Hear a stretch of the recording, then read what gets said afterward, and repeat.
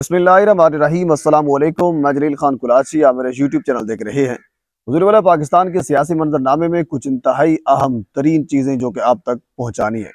पाकिस्तान में रोज़ाना की बुनियाद के ऊपर फैसले ये हो रहे हैं कि हक़ाइक़ किसी न किसी तरीके से आवाम तक न पहुँचे। इस चीज़ के ऊपर जो इस वक्त की मौजूदा हुकूमत है, वो पंजाब हुकूमत हो या फिर वफाक की हुकूमत हो, भरपूर तरीके से काम कर रही है। 8 फरवरी के बाद, इलेक्शन के बाद एक्स की सर्विसेज इस वक्त पाकिस्तान में बंद हैं। सिंध हाई कोर्ट का फैसला आया, पंजाब हाई कोर्ट का फैसला आया, इस्लामाबाद हाई कोर्ट के अंदर ये केस भी मौजूद है। यानी कभी किसी की कोई बात नहीं सुनी गई, किसी ने इसके ऊपर कोई तवज्जो नहीं दी। और इसके साथ अब तो पंजाब के अंदर एक और कानून भी लागू कर दिया गया है, जिसमें सहाफ़ती बरादरी के लोगों के ऊपर 30-30 लाख के जुर्माने अदा उनको करने होंगे। यानी पहले बंदा 30 लाख रुपए जुर्माना देगा और उसके बाद फिर उसका केस चलेगा। उसने वो यानी हत्या की इज्जत उसके ऊपर लगती है या नहीं लगती, ये बाद का मसला होगा। पहले उसने 30 लाख जो है जुर्माना अदा करना होगा। लेकिन अब इससे, क्योंकि अब हम जंग लड़ रहे थे एक्स को, ट्विटर को ओपन कराने की पाकिस्तान के अंदर, उसको बैन नहीं होना चाहिए था, इस हवाले से जंग लड़ रहे थे। हत्या की इज्जत का जो कानून पंजाब के अंदर लाया गया है, उसको ख़त्म कराने की जंग लड़ रहे थे। लेकिन हुकूमत ने एक और बड़ा कदम उठाने का फैसला कर लिया है, जिसकी बाकायदा तैयारियां मुकम्मल हो चुकी हैं। फ़खर दुरानी साहब, आप जानते हैं, जियो के ऊपर बैठते हैं, पावर कॉरिडोर के बड़े करीब समझे जाते हैं और उनके तजिए भी बड़े अजीब किस्म के होते हैं। उन्होंने ये कहा है कि अब चंद दिनों में पाकिस्तान के अंदर यूट्यूब और फेसबुक पर बाकायदा पाबंदी का फैसला किया गया है। यानी पहले से ट्विटर बंद है, अब यूट्यूब और फेसबुक भी बंद है। और इसके साथ टिकटॉक की जो लाइव वो भी पहले से बंद है। अमेज़न और बाकी इस किस्म की टेक्नोलॉजी की दुनिया में पाकिस्तान पहले भी बहुत पीछे है, अब मजीद पीछे होता हुआ नजर आ रहा है।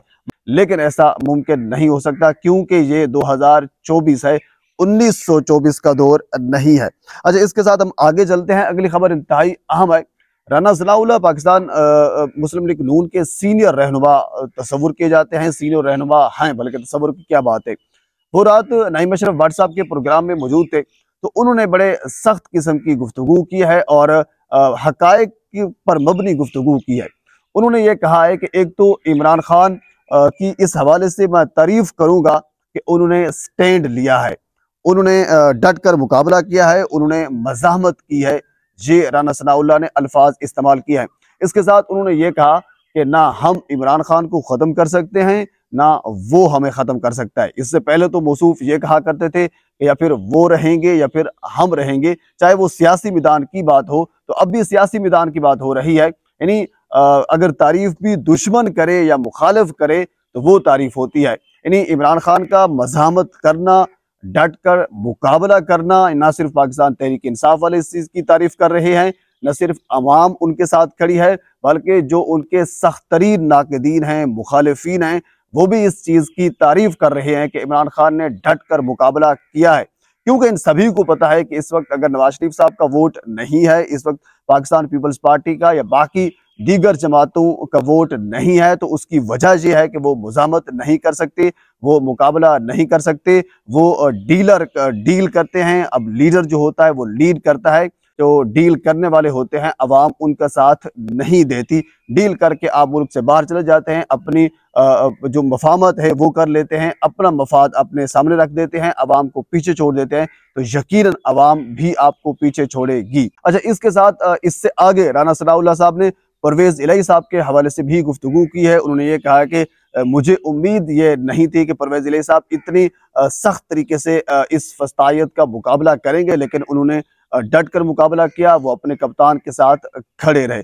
लेकिन इसके साथ एक और अहम तरीन खबर वो ये है कि जिस टाइम पाकिस्तान तहरीक इंसाफ का जो मरकजी सेक्रेटरीट है इस्लामाबाद के अंदर, वो जिस टाइम गिराया जा रहा था, वो सीडीए ने गिराया है। और सीडीए आपको पता है कि वो मोहसिन नकवी साहब के अंडर आता है। और मोहसिन नकवी साहब, अच्छा, वो रंधावा साहब है जिन्होंने ये सेक्रेटरीट जो है वो इस वक्त जो चेयरमैन है वो गिराया है।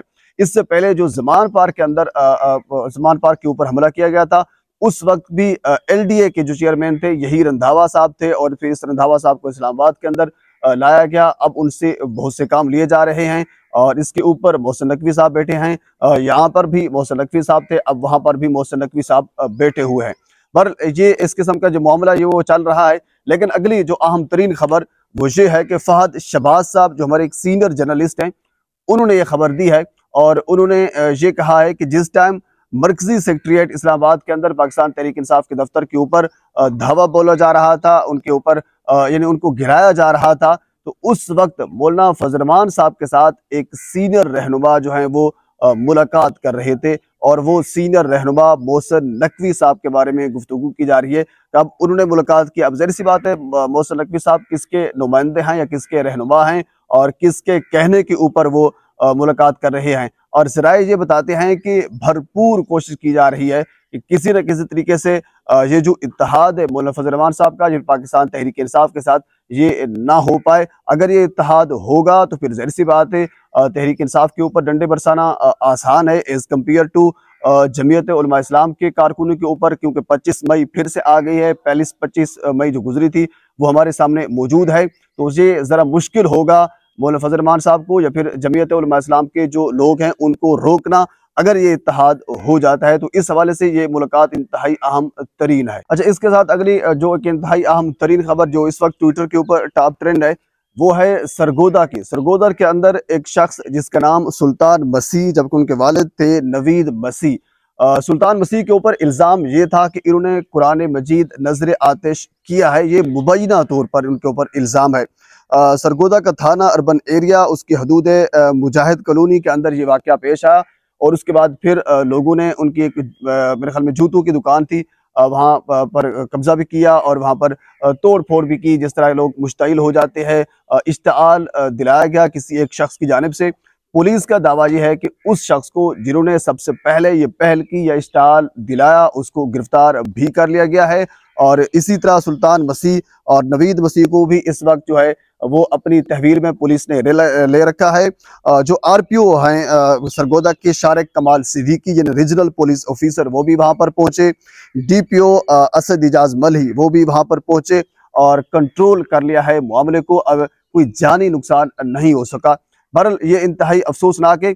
लेकिन इसके ऊपर हमारे एक सोशल मीडिया एक्टिविस्ट है नादिर बलूच, उन्होंने एक ट्वीट किया था, उन्होंने इसके ऊपर गुफ्तगू की है। उन्होंने ये कहा है कि इस एरिया के अंदर ये पिछला तीसरा वाकया है इस किस्म का। अगर ये तीसरा वाकया इस किस्म का हो रहा है तो मतलब ये है कि फिर दाल में कुछ काला है।